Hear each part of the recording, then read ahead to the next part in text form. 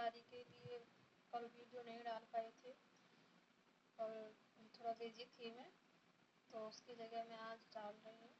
तो हमने Bombay blood group तक को रीड कर लिया था, अब हम इसके आगे पढ़ने वाले हैं, तो चलिए स्टार्ट करते हैं।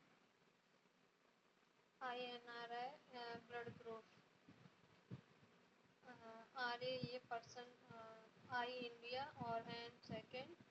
RA ये पर्सन का नाम है जिस पर डिस्कवर हुआ था। ये ब्लड ग्रुप गुजरात में डिस्कवर हुआ था। रक्त समूह की आनुवंशिकता यानी कि inheritance of blood group. Mother father से ब्लड ग्रुप लिबियो सिस्टम ही केवल बच्चों को मिलता है। आप देख सकते हैं, अगर मदर का ब्लड ग्रुप ए है, फादर का भी ए है, तो बच्चे का भी ए ही होगा ब्लड ग्रुप। आप देख सकते हैं ए को रिएक्शन करा सकते हैं, मतलब ए भी है तो अपन ओ उसमें ऐड करके उसका रिएक्शन करवा सकते हैं, तो ब्लड ग्रुप निकाल सकते हैं। ये तो आप लोग जानते ही होंगे और किया भी होगा आपने। आगे देखते हैं। अतः बच्चे का ब्लड ग्रुप 75% के केस में ए हो सकती है, लेकिन 25% में अलग हो सकती है। अगर ए हो दूसरे का, तो नेक्स्ट जनरेशन में कौन कौन से ब्लड ग्रुप आएंगे। यहाँ से ए बी ओ चारों बनेगा, जैसे देख सकते हैं यहाँ पे, अर्थात 25% से ब्लड ग्रुप बन सकते हैं। अगर एक का ब्लड ग्रुप ए बी और दूसरे का हो तो 50 यानी कि 50% ए और 50% बी बनता है। देख सकते हैं रिएक्शन करके हम। अगर मदर और फादर दोनों का ब्लड ग्रुप ओ हो तो बच्चे का ब्लड ग्रुप ओ ही बनेगा। अब हम इसके आगे देखेंगे। Circulatory system. सर्कुलेटरी सिस्टम यानी कि परिसंचरण तंत्र। परिसंचरण तंत्र जिसमें प्योर ब्लड O2 कार्बो जनरेटेड ब्लड होता है और impure blood plus CO2 deoxygenated blood होता है। पूरे बॉडी में रक्त का प्रवाह जिसके कारण गैसों का आदान प्रदान होता है, इस प्रक्रिया को परिसंचरण तंत्र कहते हैं। अब आगे देखेंगे। सर्कुलेटरी सिस्टम या हार्ट और रुधिर वाहिनी यानी कि ब्लड वेसल्स। हार्ट यानी कि हृदय, वजन हार्ट का यानी दिल का, हमारे दिल का जो वजन होता है 280 ग्राम से 330 ग्राम तक, और एवरेज निकालेंगे तो यानी औसत वजन 300 ग्राम तक होता है। हार्ट वेट फीमेल में कम और मेल का ज़्यादा होता है।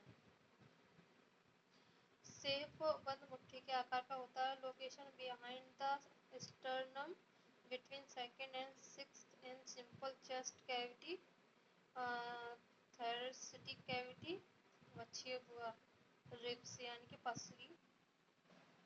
हार्ट 20 से 25% राइट साइड और 80 से 75% लेफ्ट साइड में झुका होता है, यानी कि हमारा हार्ट जो होता है वो पूरी तरीके से लेफ्ट साइड नहीं होता है, थोड़ा राइट हैंड साइड भी झुका हुआ यानी कि होता है। ये आप देख सकते हैं हार्ट की डायग्राम। राइट ऑरिकल और त्रिविलीय कपाट यानी दाया निलय, बाया निलय, दाया आलिंद, बाया आलिंद बोलते हैं इनको। और ये जो दो बिलीय कपाट यानी कि विस्कस पिट बल्ब यानी कि मिट्रल बल्ब, और इसको त्रिय बलीय कपाट यानी कि 3 इधर जालीनुमा छेद होते हैं, और ये ऑर्टिक बल्ब या महाधमनी कपाट बोलते हैं इसको, इधर अर्धचंद्र कपाट बोलते हैं इसको। आगे देखेंगे ब्लड वेसल्स, रुधिर वाहिनी, वेन्स यानी कि सिरा, जिनको वेन्स बोलते, सिरा नीले रंग के होते हैं, जिसमें अशुद्ध रंग बहता है। हमारे ब्लड का जो अशुद्ध रंग होता है ना, वो बहता है। और आर्टरी धमनी यानी कि लाल रंग की होती है, जिसमें शुद्ध रक्त बहता है। कैपिलरी कोशिका आगे देखेंगे हम, तो हम देख सकते हैं वेन्स और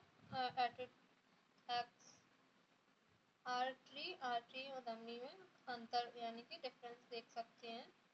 वेन्स यानी कि इसका रंग नीला होता है और आर्टरी का रंग लाल होता है।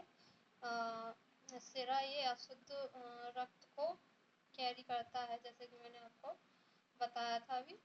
और धमनी शुद्ध रक्त को कैरी करता है। एक्सेप्शन यानी कि अपवाद क्या है? आलमेंड्री वेनस एंड पफुस्सिरा शुद्ध रक्त को कैरी करता है। और पल्मोनरी आर्टरी वर्सेस धमनी अशुद्ध रक्त को कैरी करती है, जो कि नहीं होता है। लार्जेस्ट वेना कावा बोलते हैं इसको, माशिरा। और आर्टरी धमनी ऑर्टा बोलते हैं उसको। सिरा और धमनी मुख्यतः गैसों का आदान प्रदान करते हैं। अब हम इसके आगे और देखेंगे थोड़ा। चलिए देखते हैं आगे। अब देख सकते हैं कैपिलरी केस का। ये सबसे छोटी रुधिर वाहिनी स्मॉलेस्ट ब्लड वेसल है। ये सिरा और धमनी को जोड़ता है, जिससे पोषक तत्वों का संचारण होता है। सर्कुलेशन ऑफ ब्लड, रक्त का परिसंचरण। आप देख सकते हैं उच्चतम महाशिरा इधर इसको बोलते हैं। ये CO2 आता है इधर, और इधर O2। और निम्नतम महाशिरा पल्मोनरी वाल्व फुस्फुसिरा वो इधर होता है। फेफड़ा मतलब यहाँ से ब्लड फेफड़े में जाता है। और पल्मोनरी वेनस फुस्फुसिरा O2 का ट्रांसपोर्टेशन होता है। और पल्मोनरी आर्टरी फुस्फुस इधर से ट्रांसपोर्टेशन होता है। फेफड़े का मुख्य कार्य CO2 को निकालना और O2 को जोड़ना, यानी कि CO2 को ब्लड से निकालकर उसमें ऑक्सीजन को घोलने का काम करता है। अब आप थोड़ा और देखेंगे। Impure blood right auricle side होता है वेना कावा के द्वारा, और ट्रिकोस्पिड बल्ब के द्वारा right ventricle. Pulmonary arteries lungs में जाता है ब्लड प्लस O2। फिर लंग से लेफ्ट ऑरिकल वेन्स में लेफ्ट वेंट्रिकल ऑर्टा के द्वारा मान धमनी प्योर ब्लड में। इस तरीके से ये स्ट्रक्चर से आप समझ सकते हैं किस तरीके से ब्लड हमारी बॉडी तक पहुंचता है। और इम्प्योर ब्लड से होके मतलब इधर ये सारा अपन देख सकते हैं। तो चलिए आज के लिए इतना ही करते हैं, इसके आगे हम कल देखेंगे। और अगर वीडियोस अच्छी लग रही हो, समझ में आ रहा हो, तो प्लीज़ चैनल को सब्सक्राइब ज़रूर करिए और लाइक कमेंट ज़रूर करिए। अगर आपको कोई क्वेश्चंस है तो थैंक यू सो मच।